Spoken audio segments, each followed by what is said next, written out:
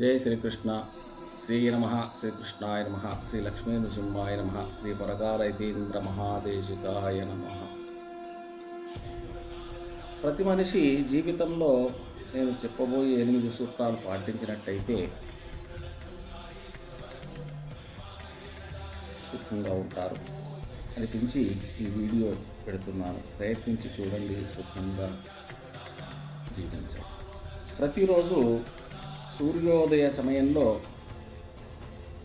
రాగి చెంబులో నీళ్లు కుంకుమ కలిపి సూర్యుడికి అర్ఘ్యం ఇవ్వండి.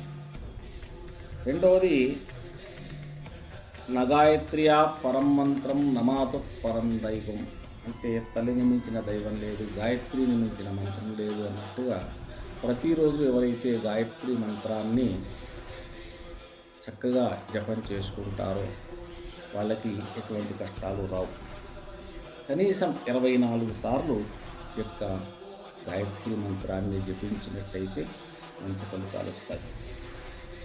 ఇక మూడవ విషయానికి వస్తే, ప్రతి మంగళవారం ఆంజనేయ స్వామి మందిరం వెళ్ళి స్వామిని దర్శించి వీలైతే హనుమాన్ చాలీసా పారాయణం కూడా చేసుకున్నట్టయితే మంచి ఫలితాలు వస్తాయి. ఇక నాలుగో విషయానికి వస్తే, మీ ఇంట్లో తులసి కుండిని తూర్పున కానీ ఉత్తరంలో కానీ ఉంచి రోజు ఒక చెంబెడు నీళ్లు ఆ యొక్క తులసి మాతకి పోసినట్టయితే మీకు మంచి పాజిటివిటీ అనేది మీకు వస్తుంది. ఇక ఐదో విషయానికి వచ్చేసరికి, ప్రతిరోజు ఉదయం స్నానం చేసే ముందు బకెట్లో చిటికెడు పసుపు, 1 స్పూను రాళ్ల ఉప్పు వేసి స్నానం చేసి చూడండి, మీకు మంచి ఫలితాలు వస్తాయి.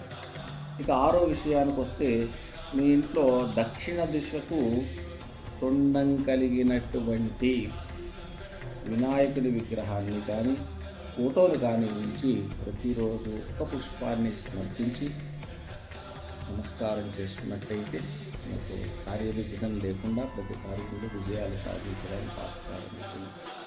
ఏడో విషయానికి వస్తే, ఏవేని 9 రకాల ధాన్యాలు కలిపి ప్రతిరోజు పక్షులకు ఆహారంగా వేయండి.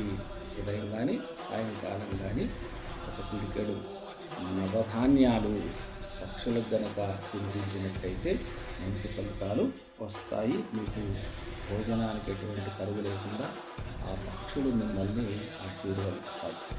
ఇక 8వ విషయానికి వచ్చేసరికి, మీ ఇంటి తూర్పు భాగం ఎప్పటికీ శుభ్రంగా ఉంచే ప్రయత్నం చేయండి. ఇంకొకటి, ఖాళీగా ఉంచండి.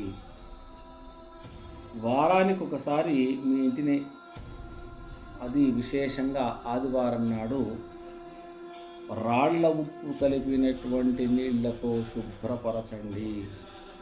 అంటే తుడుచుకోండి, కడగండి, వాటెవర్ అది మీకు ఏ విధంగా వసతి ఉంటే ఆ విధంగా చేయండి. అన్నీ శుభాలు కలుగుతాయి. అందరికీ శుభాలు కలగాలని ఆశిస్తూ, బాగుండాలని కోరుతూ, మీ రాజశేఖర సిద్ధాంతి. జై శ్రీకృష్ణ.